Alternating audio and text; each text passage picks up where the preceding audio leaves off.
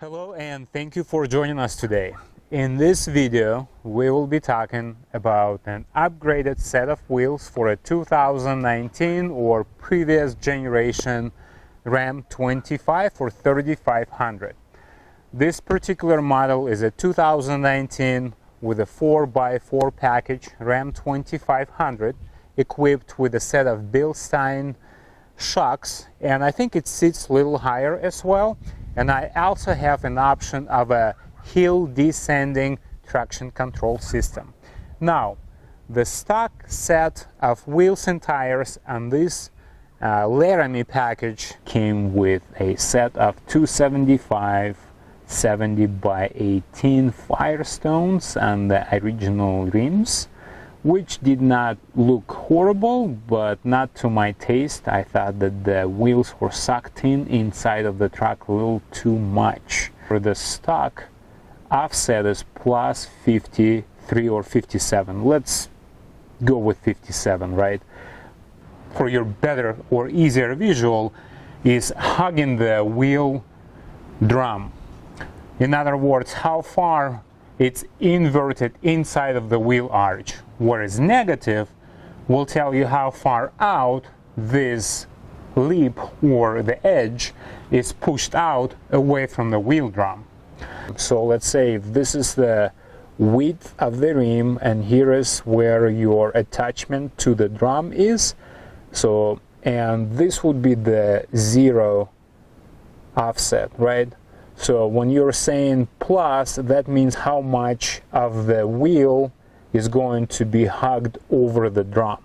Now, when you're reading negative offset, it's basically saying how far away the center of the rim will be pushed out, or in other words, how far the exterior edge of your rim is being pushed out and outwards. From my personal experience, I would tell you that too much of the negative offset is very problematic, especially on off-roading vehicles or pickup trucks, to balance it. And if you live in the areas of bad weather, snow, ice, or slashy roads, that's even worse, because anytime you get something on your lip, it will throw the off balance your alignment.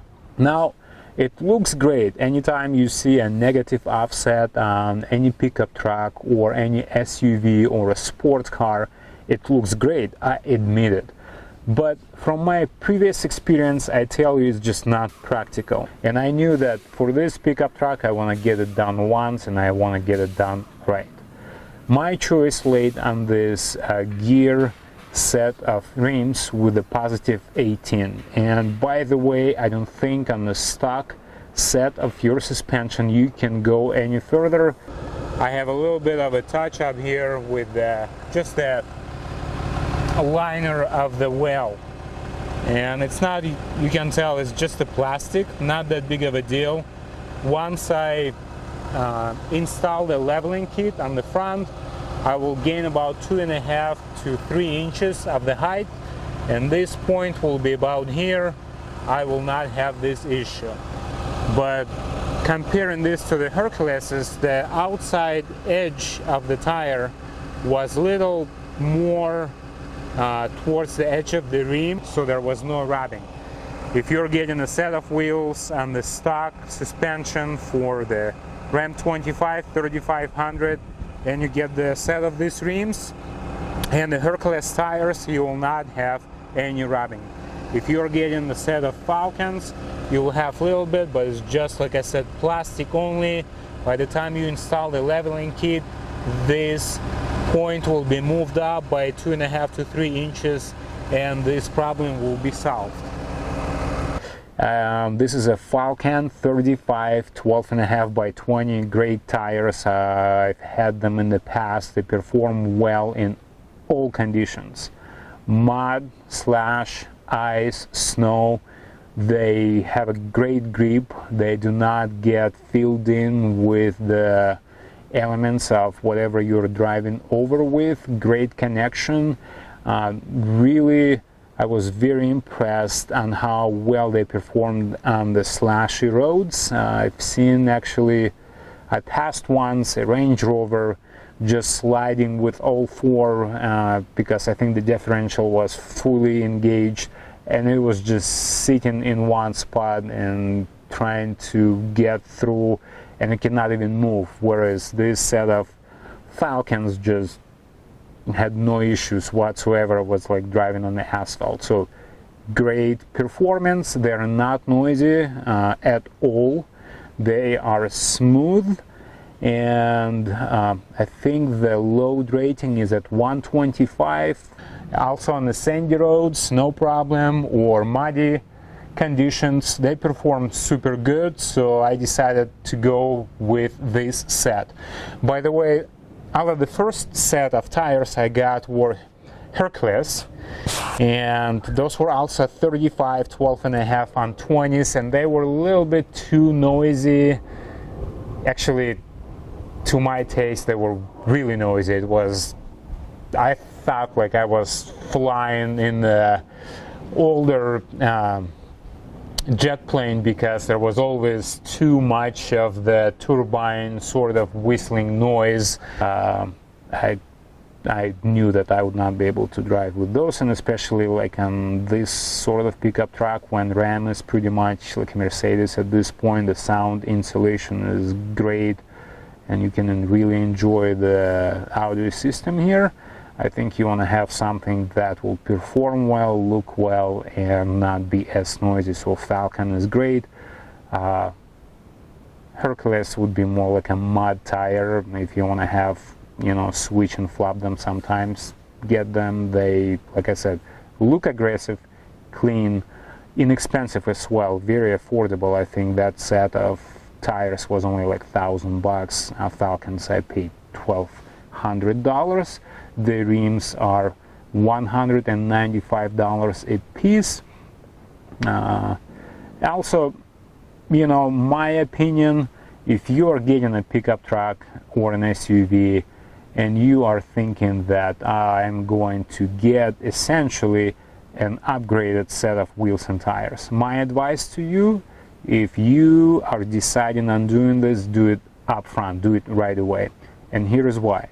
My idea, you take the wheels and tires off immediately from a brand new vehicle, and you sell that set of wheels and tires immediately as brand new. And in my case, I sold the original set of wheels and tires for $875, which paid for my set of rims. And then I paid just extra for the tires.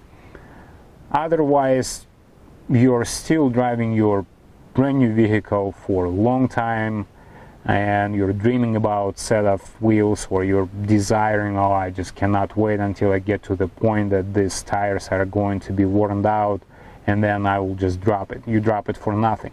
Whereas here you have a little bit exchange of an investment, and you drive your brand new vehicle the way you want to. This is my opinion, this is what I found out. So anytime now I acquire something, and if I do have a brand new set of wheels and tires, I sell them right away, and I put the desired set of wheels and tires on the new car, and you just drive it as you want it. It's pretty much the same as, a lot of us get into these fixer-upper homes, and we just have these beautiful and wonderful plans how we are going to fix it, and it takes years, and unfortunately we never get it done because we have other things to take care of.